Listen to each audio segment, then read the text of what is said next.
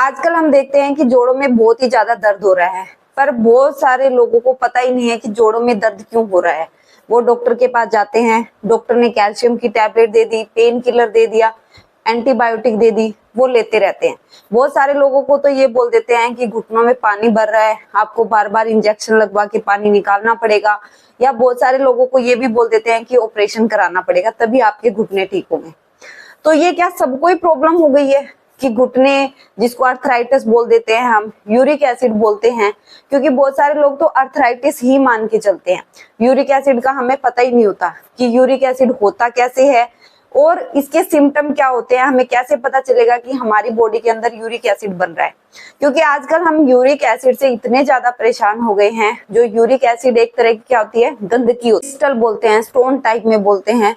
तो वो क्या होता है, वो गंदगी है हमारे पैरों में जमा होनी स्टार्ट हो जाती है और धीरे धीरे वो करके पूरी बॉडी में जमा हो जाती है। सबसे पहले क्या होता है, जो पैर की उंगलियां होती है उनमें सूजन आती है, जो जिसको हम टकना बोलते हैं उस पे सूजन आती है।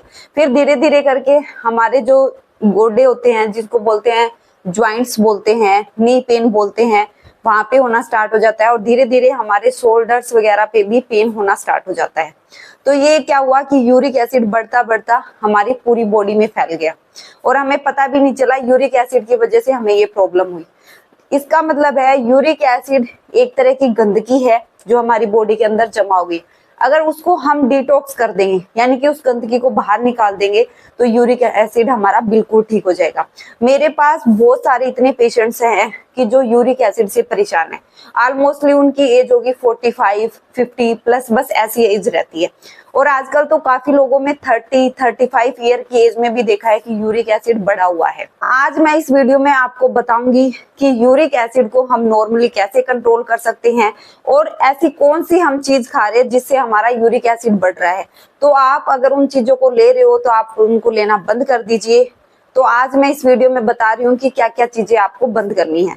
तो मैं हूँ doctor Sushila Verma from healthy life. इससे पहले अगर आप मेरे चैनल पे नए हैं तो प्लीज सब्सक्राइब कर दीजिए, शेयर कर दीजिए, बेल आइकन का बटन प्रेस कर दीजिए ताकि आपको न्यू वीडियो की अपडेट मिलती रहे। तो आइए हम स्टार्ट करते हैं, यूरिक एसिड को हम कैसे कंट्रोल कर सकते हैं।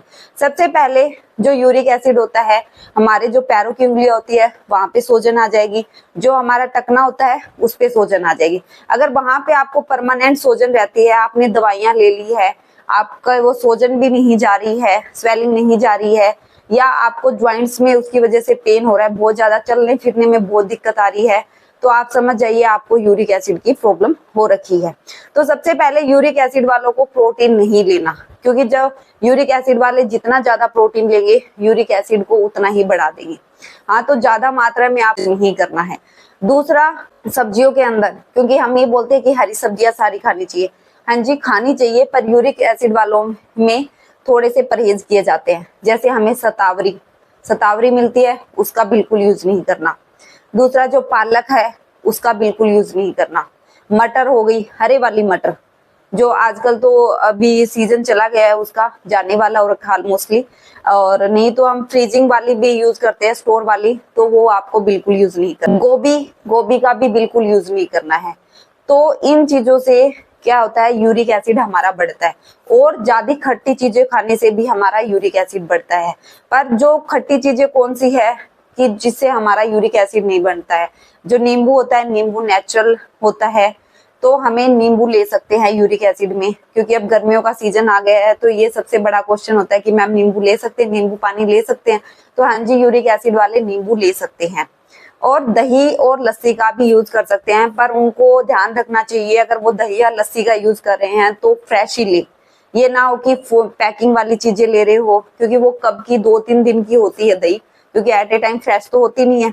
तो आप अगर आपको लेना है तो अपने घर पे जमाइए उसको, और वो दही और लस्सी आप यूज कीजिए। ज्यादा खट्टी दही या लस्सी दोनों का ही यूज नहीं करना है आपको, ठीक है। अगर आप इन बातों का ध्यान रखेंगे तो आधा का यूरिक एसिड आपका वहीं कंट्रोल हो जाएगा। फिर बात आती है कि हमें लेना क्या चाहिए। यूरिक एसिड के अंदर जो विटामिन होते हैं वो बहुत ही ज्यादा हेल्प करते हैं। विटामिन की बात आती है, कौन से विटामिन? सारे विटामिन होने चाहिए, हाँ जी सारे विटामिन होने चाहिए, जिसको हम मल्टीविटामिन बोल देते हैं।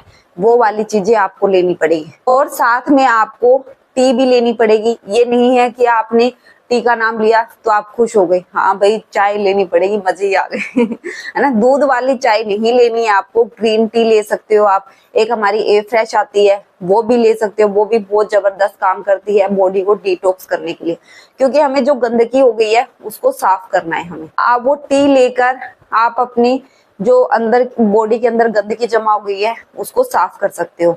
जैसे ही वो साफ हो जाएगी आप देखोगे कि आपकी बॉडी के अंदर चेंज आने स्टार्ट हो गए, आपको जो पेन हो रहा था वो कम हो गया है, और जो स्वेलिंग सूजन आई हुई थी वो भी कम हो गई है।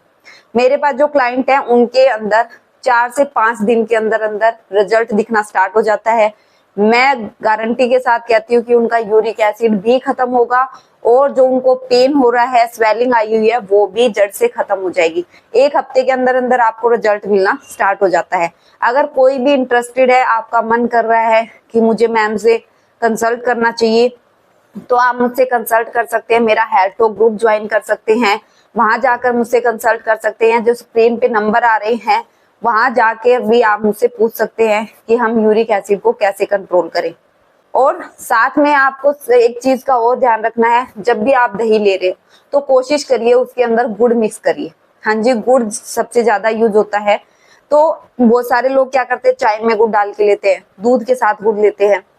दूध के साथ गुड़ लेना चाहिए, पर उसके अंदर मिक्स करके कभी भी नहीं लेना चाहिए। दही के अंदर मिक्स करके लेना चाहिए और दूध के अंदर मिक्स करके नहीं लेना चाहिए। तो फिर ले कैसे, या तो आप गुड़ पहले खा लीजिए फिर दूध ले लीजिए, या पहले दूध पी लीजिए फिर ऊपर से गुड़ खा लीजिए। जिससे क्या होगा कि आपका डाइजेशन है वो बहुत अच्छा हो जाएगा। दही के साथ आप मिक्स करके गुड़ खा लीजिए, बहुत ही अच्छा जबरदस्त काम करता है। अगर आपने इन चीजों को फॉलो कर लिया और अच्छे से अपने परहेज कर लिए, आपने ध्यान रखा अपनी लाइफस्टाइल का, तो मैं कहती हूँ कि यूरिक एसिड नहीं है जिसको हम खत्म नहीं कर सकते, इजिली हम खत्म कर सकते हैं, जड़ से खत्म कर सकते हैं। पर अपनी लाइफस्टाइल चेंज करके, खाने पे ध्यान देके, और बॉडी के अंदर जिस विटामिन की कमी हो रखी है उसको पूरा करके हम यूरिक एसिड को कंट्रोल कर सकते हैं।